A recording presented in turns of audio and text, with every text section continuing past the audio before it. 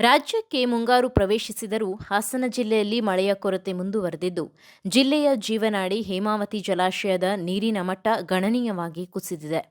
ಸದ್ಯ ಜಲಾಶಯದಲ್ಲಿ ಒಟ್ಟು 14.552 ಟಿಎಂಸಿ ನೀರು ಇದ್ದರೂ ಅದರಲ್ಲಿ ಕೇವಲ 10.185 ಟಿಎಂಸಿ ನೀರು ಮಾತ್ರ ಬಳಕೆಗೆ ಲಭ್ಯವಿದೆ ಎಂದು ಅಧಿಕಾರಿಗಳು ತಿಳಿಸಿದ್ದಾರೆ.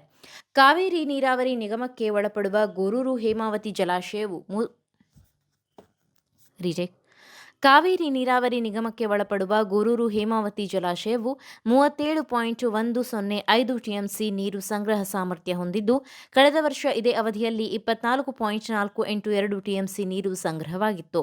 ಈ ವರ್ಷ ಅರ್ಧಕ್ಕಿಂತ ಕಡಿಮೆ ನೀರು ಮಾತ್ರ ಲಭ್ಯವಾಗಿರುವುದು ಆತಂಕಕ್ಕೆ ಕಾರಣವಾಗಿದೆ.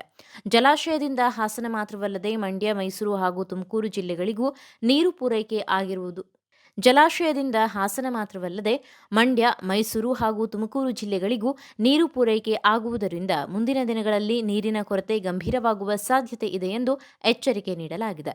ಮಳೆಯ ಪ್ರಮಾಣ ಹೆಚ್ಚದಿದ್ದರೆ ಕುಡಿಯುವ ನೀರಿಗೂ ಸಮಸ್ಯೆ ಎದುರಾಗುವ ಆತಂಕ ವ್ಯಕ್ತವಾಗಿದೆ. ಇದೀಗ ಪರಿಸ್ಥಿತಿ ಸಂಕೀರ್ಣವಾಗಿದ್ದರೂ ನಾಲೆಗಳಿಗೆ ಸದ್ಯ 300 ಕ್ಯೂಸೆಕ್ ನೀರು ಬಿಡುಗಡೆ ಮಾಡಲಾಗಿದ್ದು, ರೈತರು ಮತ್ತು ಸಾರ್ವಜನಿಕರಲ್ಲಿ ಚಿಂತೆ ಹೆಚ್ಚಿಸಿದೆ. ಮುಂದಿನ ದಿನಗಳಲ್ಲಿ ಮಳೆಯ ಮೇಲೆಯೇ ಜಿಲ್ಲೆಯ ನೀರಿನ ಭವಿಷ್ಯ ನಿರ್ಧಾರವಾಗಲಿದೆ ಎಂದು ಅಧಿಕಾರಿಗಳು ತಿಳಿಸಿದ್ದಾರೆ.